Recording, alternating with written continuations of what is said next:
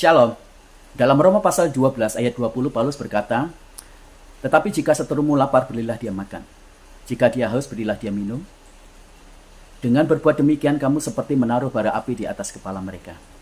Seize the day menolong kita semuanya untuk mengalokasikan waktu-waktu kita dengan pikiran, dengan mulut, dan tangan kita berkarya untuk sesuatu yang indah, membangun, dan baik.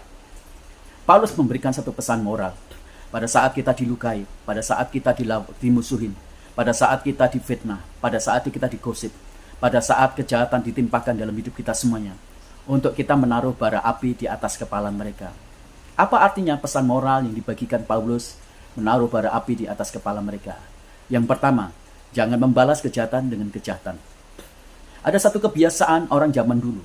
Kalau ibu-ibu sedang memasak, dia tidak punya bara api, maka dia akan membawa anglo dan pergi ke tetangganya. Dan dia berkata, "Tetangga, bagikan dong bara api." Maka tetangganya kemudian akan menaruh bara api ke anglo, dan ibu kemudian membawanya dan ditaruh di atas kepalanya dan pergi supaya dia bisa memasak. Paulus berkata kepada kita semuanya, jika ada orang yang memfitnah, menggosip, menyerang, menjadikan kamu lawan, jangan balas dengan kejahatan. Kalau kita membalas kejahatan dengan kejahatan, tidak perlu percaya sama Tuhan Yesus. Tidak perlu ikut sama Yesus. Tapi kalau kita ingin membalas kejahatan dengan kebaikan, dengan kebenaran, kita perlu percaya sama Yesus. Karena hanya Yesus yang memampukan kita semuanya untuk membalas kejahatan dengan kebaikan. Sebab di dalam Kristus Yesus ada namanya kasih karunia. Dan kekuatan kasih karunia ini memampukan kita semuanya untuk bisa membalas kejahatan dengan kebaikan, dengan kebenaran, dengan kemurahan, dengan pengampunan. Maka jadilah orang-orang Kristen yang hidup dan tumbuh di dalam kasih karunia, supaya kita semuanya bisa membawa bara api kepada orang-orang yang memusuhi kita, memfitnah kita, menggosip kita. Yang kedua, pesan moralnya adalah jangan membiarkan virus-virus yang menularkan, yang bisa membunuh saudara-saudara kita semuanya yang sehat. Tahu tidak bahwa iri hati? Tahu tidak bahwa kebencian? Tahu tidak bahwa dosa, kejahatan? Tahu tidak bahwa fitnah, gosip itu adalah penyakit yang menular? Itu adalah virus yang bisa membunuh saudara-saudara kita dalam sifat, dalam iman, dalam rohani mereka. Nah, Paulus berkata, salah satu sarana untuk kita mematikan dan tidak memperkembangbiakkan, melipat gandakan hal-hal yang buruk, hal-hal jahat, hal-hal yang berkaitan dengan fitnah, gosip, caranya cuma satu, yaitu menolong mereka, membagikan berkat kepada mereka semuanya, menjadikan mereka menjadi sahabat, menjadi keluarga, menjadi bagian dari orang-orang baik di sekitar kita. Caranya adalah beri bara api di atas kepala mereka. Lakukan lebih banyak kebajikan. Lakukan lebih banyak kebaikan. Doakan mereka. Lakukan lebih banyak perhatian. Beri kasih sayang jauh lebih banyak lagi.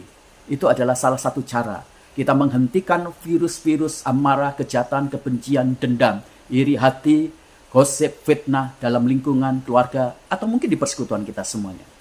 Pesan yang ketiga adalah, berbahagialah kamu kalau kamu difitnah, kalau kamu diserang, kalau kamu dimusuhi. Karena kamu sedang disayang sama Tuhan. Kok bisa? Bisa. Karena ketika kita dimusuhi, ketika kita difitnah, kita digosipin, itu adalah kesempatan besar bagi kita semuanya untuk mempraktekkan firman Tuhan. Kita tidak akan bisa melakukan pengampunan kalau kita tidak disakiti. Kita tidak akan bisa menjadi orang yang bisa memaafkan kalau kita kemudian tidak diburukkan, difitnah, digosipin. Jadi ternyata ketika kita diserang, kita digosipin, difitnah, Tuhan sedang sayang sama kita. Karena Tuhan sedang meningkatkan kualitas karakter, sifat kita, panjang sabar, kebaikan kita, kemudian kemurahan hati kita, belas kasih kita, memaafkan kita, kemudian pengampunan kita sedang ditingkatkan, dikayakan luar biasa dalam hidup kita. Jadi berterima kasihlah kepada orang-orang yang menyakiti, melukai, memfitnah, menggosipkan kita. Dan katakan, terima kasih telah menggosipin saya. Terima kasih telah memfitnah saya. Terima kasih telah menyerang saya. Karena Tuhan sedang memakai kamu untuk menjadi alat supaya aku menjadi seperti Kristus. Terus bagaimana dengan orang yang menggosip? Itu urusan Tuhan dengan dia. Urusan kita adalah mendoakan dia, mengampuni. Karena kita sedang dibuat berlevel tinggi. Menjadi seperti Kristus Yesus. Bukankah itu sebuah hadiah yang luar biasa? Jadi kalau kita disakiti, ingatlah satu hal. Engkau sedang diperkaya. Engkau sedang dimutukan, engkau sedang ditinggikan, engkau sedang dipercayai oleh Tuhan menjadi saksi-saksi Kristus yang luar biasa. Tuhan Yesus memberkati.